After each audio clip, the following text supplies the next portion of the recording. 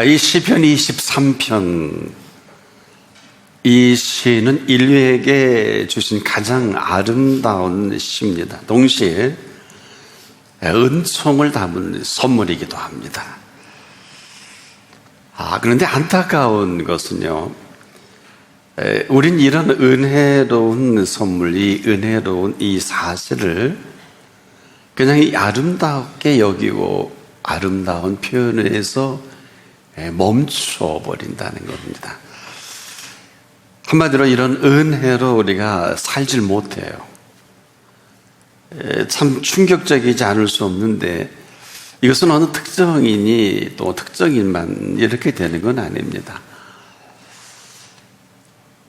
근데 그 이유가 있어요.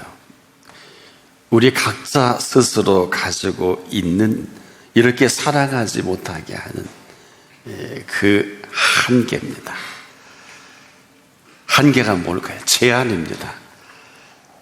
한마디로 은혜는 입어요. 은혜 속에 하나님의 능력도 맛보고 기적도 맛보고 불치병에서 낫기도 하고 전혀 안 되는 문제가 해결받기도 합니다.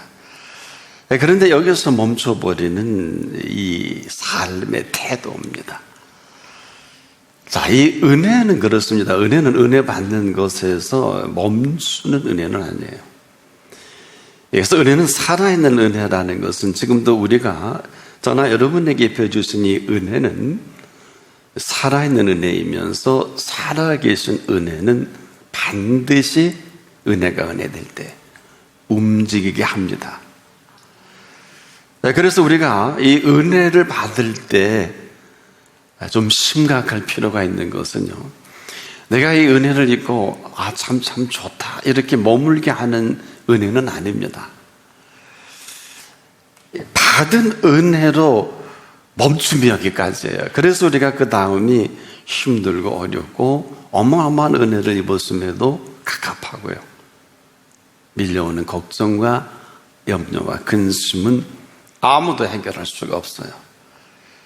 이 상태를 받은 은혜가 멈춰있는 상태다, 이렇게 표현할 수 있겠습니다.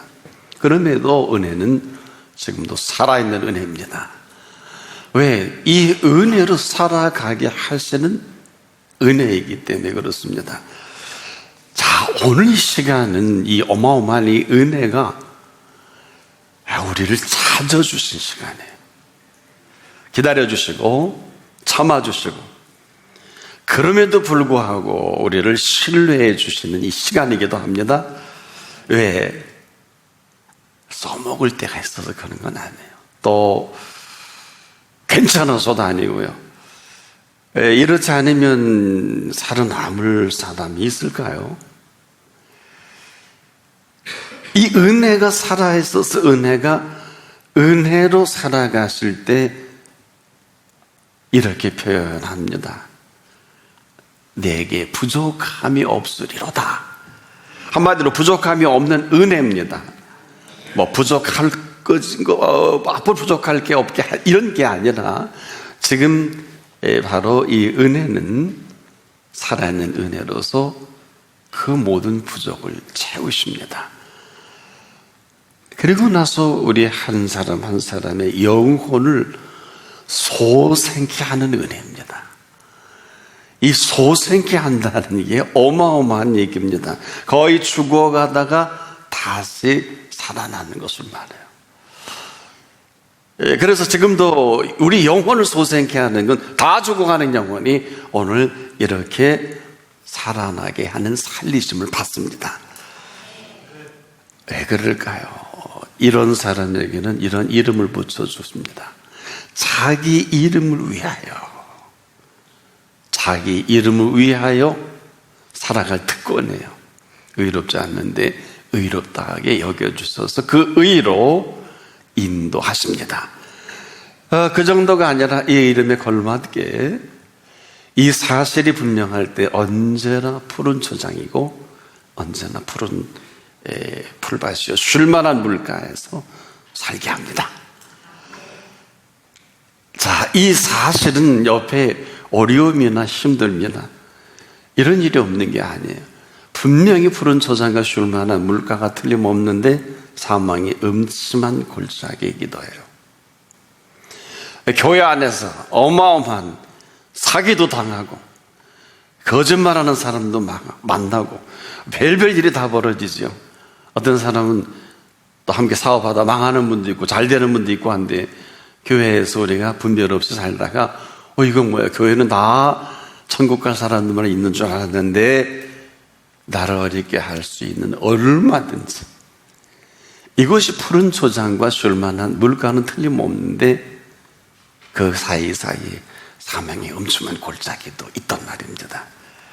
그래서 우리가 이 사실 속에서 조금 민감하고 이 사실 속에서 분명할 필요가 있어요. 왜 분명할 필요가 있느냐? 사망의 음침한 골짜기를 다니시라도, 저 멀리 있는 게 아니라 저 강남 한복판에 있는 것도 아니고 저 무슨 시칠리아 섬의 마피아 본부에만 있는 게 아니라 사망의 음침한 일들은 얼마든지 한 가운데서 우리에게 나타날 수 있어요. 하지만 해받음을 두려워하지 않을 것은 어떤 사람에게 이 해가 임하지 않을까요? 그럼에도 불구하고, 어떤 상황 속에서도 불구하고 그분과 함께 하시는 그분이어야 합니다. 이게 무슨 얘기냐 하면은요, 우리는 사람이 좋아 보이고 괜찮아 보이고 또 훌륭해 보이면 빠져버려요. 이 얘기가 무슨 얘기냐? 우린 여기 사람 만나러 온 것도 아니고 뭐 투자 때문에 온 것도 아니고 도와주러 온 것이 아니라, 저나 여러분은 하나님 앞에 부르심을 입은 사람들입니다. 그분과 함께 하십시오. 또 함께 하셔야 합니다. 함께 하는 이 일로 중요한 일은 그분께 여쭈어야 하는데 여쭙질 않더라고요. 꼭 여쭈시길 바랍니다. 그러면 그분께서 지팡이와 막대기가 있어요. 어제 그분의 초점이 맞춰지면 지팡이를 인도해 주시는 것인데, 여기서 딴짓하면 막대기를, 전능하신 막대기로 사정없이 그 모든 것에서 개입해 주실 것입니다. 그런데 또 놀라운 사실은 우리에게 끊임없이 우리를 또 눌리는 게 있어요. 원수의 목전입니다. 멀리 있고 우리나라와 원수되는 대상을 말하는 게 아니라, 여러분, 원수가 어디에 있나요? 아니, 누굽니까? 네 집안 식구이리라. 어제까지도 그렇게 부모, 자식, 부부, 형제가 그렇게 우애가 좋다가도 하나님의 뜻을 나타내고 하나님의 뜻이 이루어질 때는 나 믿어봤는데, 기도해봤는데 그거 아닌 것 같아. 앞서가지 마라. 내가 장로야 이놈아, 내가 너를 키웠어. 나 기도해보고 나 다 했는데 너 그거 아니야. 이것은 사실 영적인 일이기 때문에 우리가 이렇게 쉽게 말할 수 있는 것은 아닌데, 분명한 것은 우리가 하나님의 말씀과 인도를 받고자 할 때 가장 가까이 있는 사람이, 가까이 있는 이 모든 것들이 반대급부가 돼요. 근데 이 원수의 목전에서 어떻게 해야 자유로울 수 있을까요? 잘 들으십시오. 원수는 원수를 갚을 대상이 아니라, 원수는 그 원수 앞에 상을 베푸시는 은혜입니다. 우리가 그가 은혜가 은혜되는 그 은혜의 자리에 놀랍도록 하나님은 그에게 상으로 응답하면서 그 원수의 목전에서 상을 베푸고, 이것이 원수를 갚는 거지요. 우리가 지금도 늘 그분 앞에 하는 것은, 저나 여러분이나 늘 그런 그분께서 기름을 부어주셔야 돼요. 이 기름 부음 받지 못하면 설교도 성도로 살아가는 것도 하나님의 뜻을 이루는 것도 매우 힘들어요. 윤활유 정도가 아닙니다. 이것은 지금도 우리의 권위와 위상이에요. 이것은 만들어주신 권위와 위상으로 저나 여러분이 살아가게 하실 위상과 권위입니다. 그래서 이것이 계속 채워지면 입을 열어서 원수 갚고 화나고 속상하고 살기 힘들어 이런 얘기가 아니라, 기름 부음을 받으면 내 잔이 넘치나이다. 내 잔이 넘치나이다. 그래, 이 사실로 우리가 살아가는 삶의 현장에 선하심과 인자하심으로 그냥 드러나는 것을 경험하게 하거든요. 이것이 무슨 대단한 형이상학적인 것이 아니라 이 사실이 될 때 그 사람은 이렇게 말을 할 것밖에 없어요. 너무 좋아서 정녕 내가 여호와의 집에 영원히 거하리로다. 그래서 자기의 고백입니다. 이유는 그렇게 살게 하신 은혜를 맛보고 살아가게 하시는 은혜가 은혜될 때. 자, 살아가는 은혜가 아니에요. 살아가는 은혜가 살아계심이 살아가게 하시는 그 은혜입니다. 여호와는 나의 목자시니 내가 부족함이 없으리로다. 아름답고 참 아름다운 시어이기도 하고 말씀이기도 함에도 불구하고 사실은 우리를 이렇게 지금 채워주고 계시는 것을 바랍니다. 이렇게 해야 되는 게 아니에요. 이렇게 살아야 되는 게 아니라 이렇게 살게 하시는. 그래서 내가 여호와는 정말 나의 목자이신 분명하셔. 그래서 내가 부족함이 없도록 나를 채워주시고 부어주셨어. 이 사실이 사실이니까 내가 여호와의 집에 영원히 거하리로다. 오늘이 이런 오늘입니다. 이런 오늘을 저와 여러분에게 불러주신 이 자리입니다. 중요한 것은 이렇게 사는 것도 내가 하고요, 이렇게 살지 못하는 것들은 내가 합니다. 모든 건 다 열려 있어요. 하나님이 해주시는 게 아니에요. 그 문에 들어가는 것 내가 들어가요. 내가 들어가기 전에는 절대로 들어가게 하시는 것이 아닙니다. 우리 정리해 보자고. 믿음은요, 들어가게 하는 믿음입니다. 들여 보내주시는 게 아니에요. 내가 믿고 내가 들어가는 것이거든요. 자, 보십시오. 무리를 걷는 것은 누가 걸어요? 내가 걸어야 돼요. 걷게 하시는 것이 아닌데 우리는 지금도 자꾸 엉뚱한 생각, 엉뚱한 소리 합니다. 아마 걷게 하시겠지 이건 절대 아니에요. 다시 정리해 볼게요. 물 위를 걷는 것은 걷게 하시는 것이 아니라 내가 걷습니다. 예수님이 걸어가시는 게 아니에요. 자, 이 부분이 얼마나 심각한가 하면 지금도 내가 그 말씀에 의지해서 그 발을 내디딜 수 있을 그때 무리를 걷게 되거든요. 자, 여기서 우리가 이 부분이 혼란스러운 것은 무리를 걷게 하시는 줄 알고 기다립니다. 언젠가는 걷게 하시겠지. 평생을 기다려도 이런 시간은 오지 않습니다. 정리해보면 무리를 걷는 것은 내가 걷는 것입니다. 내가 걸을 수 있을 그때 무리를 걷게 되는 것입니다. 분명한 그 말씀이 근거가 돼서 내가 그 말씀을 의지해 내가 걷는 것이지 걸어가게 하시는 것이 아닙니다. 그럼 왜 빠져요? 왜 빠져요? 걸어가게 하시는데. 안 그렇습니까? 하나님의 이름으로 사업 시작했는데 왜 망해요? 망하면 안 되잖아요. 죽을 병에 고침받았는데 다시 도지잖아요. 한두 사람이 아니에요. 이것은 지금도 걸어가게 하시는 것이 아니라 걸어가게 하실 때까지 기다리는 것이 아니라 이건 불신이에요.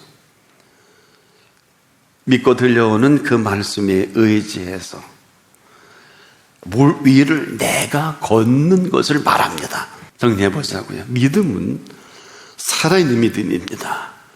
살아있다는 게 움직이게 하시는 믿음이에요. 자, 보세요. 들것에 중풍병자를 들었는데 사람이 너무 많이 예수님을 쌓여서 갈 수가 없어요. 그러니 그 친구들이 지붕을 뜯습니다. 개화장을 뜯고.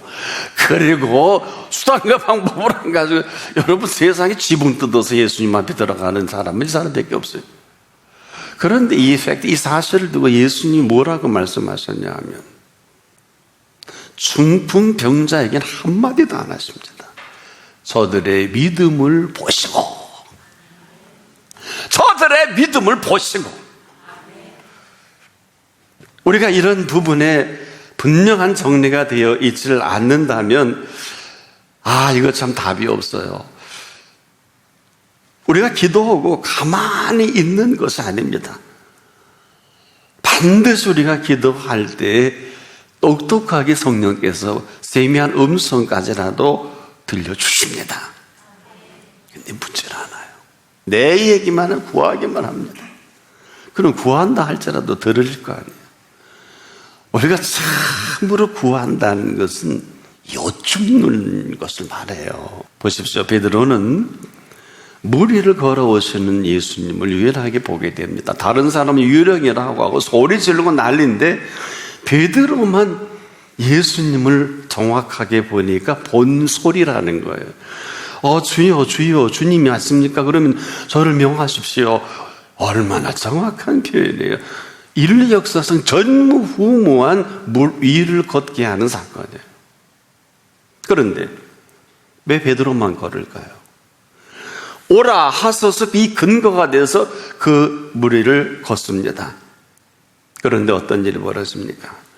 이 베드로가 물 위를 걸을 때 예수님이 걷게 하신 게 아니란 말입니다.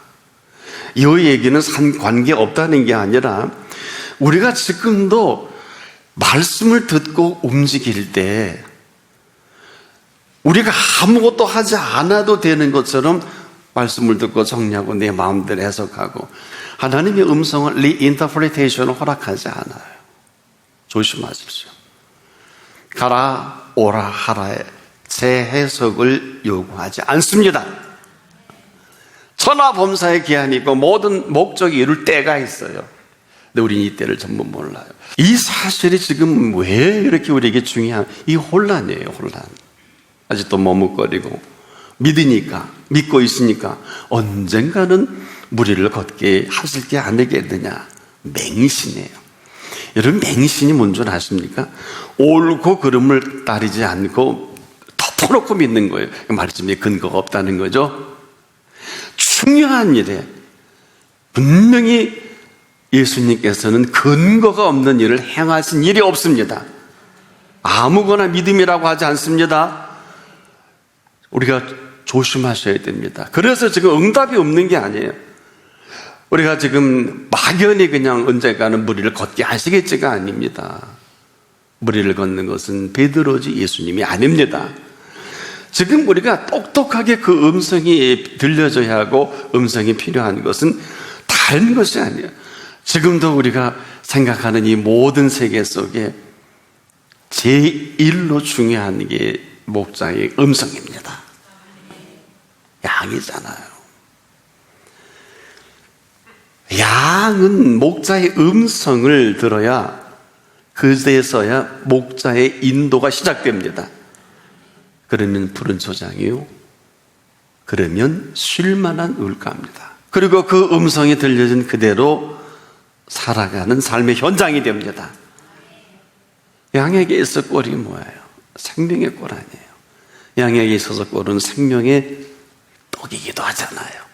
그래서 양에 들려주는 음성은 생명의 음성입니다.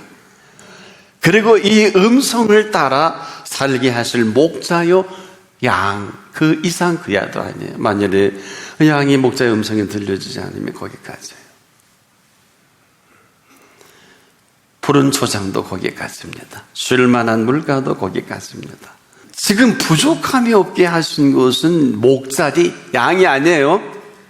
이 얘기는 그가 나를 푸른 초장에 누이시고 쉴만한 물가로 인도하시는 양이어야 합니다. 여기에 거침없이 그 영혼까지도 소생케 하시는 이 은혜는 우리가 이렇게 만증창이가 됐다 할지라도 거의 죽어가다가 다시 살아나게 하시는 푸른 초장이란 말이에요. 어느 정도 자기를 위하여 의의 길로 인도하시는 분이 있습니다. 여기에 그 이름의 권세가 있어요. 이 권세로 살아가게 하시는 의지, 우리의 의도 우리가 의로워서도 아니란 말이에요. 왜 내가 사망의 음침한 골짜기를 다닐지라도 해를 두려워하지 않는다고 했을까요? 쉬운 게 아니에요. 주님이 함께 하시기 때문에 그렇습니다. 이 삶의 현장 가운데 지금도 우리가 요 얘기는 사망의 음침한 골짜기가 더 심각한 게 주께서 함께 하심이라는데, 요 말이 우리에게 크게 안 들려지면은요 소홀하게 돼요. 그 어느 일인지 소홀하면 끝입니다. 때문에 우리가 과연 그 현장마다 그분이 함께 하시는 그 함께 하심으로 결정을 내릴 것인지 아닐 거야 라고 소홀함으로 하면 천길만길 벼랑밖에 준비되어 있지 않아요. 혹시 하나님의 뜻을 따라 인도하는 사람들 조심해서 한번 자신을 이 말씀을 통해서 살펴보세요. 여러분, 우리가 하나님께 보고하고 움직인다는 것은 통보가 아니에요. 하나님 어디 가겠습니다, 통보하라는 게 아니라 하나님께 물으라는 건데, 왜 물으라고 하면 그거 가면 뒤집어지거든요. 가면 큰일 나거든요. 근데 우리는 몰라요. 우리에게 사망의 음침한 골짜기 가운데서도 오직 그분이라면 그분은 지팡이와 막대기가 있잖아요. 지팡이는 인도입니다. 막대기는 전능하신 막대기로 후려치실 것입니다. 누가 감당할 수 있을까요? 속된 말로 뼈도 못 추릴 거예요. 원수 갚는 것이 저나 여러분에게 있지 않고 원수의 목전에서 오늘도 상을 베푸시는 원수의 목전입니다. 근데 이 결과가 우리가 참 더함이 없는 것은 삶은 선택이에요. 이렇게 사는 것도 내가 살고요, 이렇게 살지 못하는 것도 여러분이 선택해야 돼. 뭐 고민할 거 없어요. 여러분이 할 게 아무것도 없어요. 믿으면 이 근거로 그분이 살아계시는 걸 말하는 겁니다. 지금도 이렇게 살게 하시는 은혜는 늘 우리가 할 수 있는 표현이 내 잔이 넘치나이다. 또 그렇게 하시고요, 이 사람이 정리할 수 있는 고백은 너무 간단해요. 나의 평생에 선하심과 인자하심이 정녕 나를 따르리니 내가 여호와의 집에 영원히 거하리로다. 그런데 이 모든 것은 오직 양에게 목자의 음성일 때만이 이 모든 것을 이루시는 목자입니다. 그래서 양이 목자의 음성이어야 하는 그 이유가 여기 있어요. 그 나머지는 이제 우리 각자의 몫입니다. 이제 우리가 이 자리 선택하는 자리예요. 뭐 그냥 살아오던 대로 살아가셔도 되고요. 어떻게 하실래요? 목자 아래 있는 양이 할 게 있을까요? 부족함이 없으리로다. 무슨 스스로 위로가 아니, 실제에 대해 돈 없는 사람 없는데 가짜예요. 우리가 너무 가짜가 많아요. 그 위로하지 마세요. 하도 많은 그리스도인들이 거짓말을 많이 시키고 하자는 없어도 감사하되 거짓말하지 마세요. 없는 건 감사한 게 아니에요. 없는 거예요, 그냥. 그래요, 안 그래요? 여러분, 이거 굉장히 심각합니다. 우린 심각한 걸 안 심각하다 그러고 안 심각한 거는 심각하게 여겨요. 아, 참 이렇게 딱 할 때가 어디서. 그래서 예수님이 우리에게 무엇을 먹을까 입을까 마실까 염려하지 마라. 이는 다 이방인들이 구하는 것인데 내가 누구냐? 너에게 있어야 할 줄 아신다. 있어야 할 건 아느니라. 아신다 그래서 하도 예수를 안 믿을 것 같으니까. 안 그래요? 공중에 새가 보이니 들의 백합화를 봤냐? 야, 저 내일 한국에 던져는 들풀인데 저렇게 아름답고 꽃이 피우고 저렇게 먹이 시고 잎이 시는데 하물며. 자, 우리 예수를 잘 믿어야 되는 게 아니에요. 똑바로 믿읍시다. 양이 목자의 음성 이해하는 분명한 말씀을 주신 대로 그 선택을 각자의 몫으로 돌리겠습니다.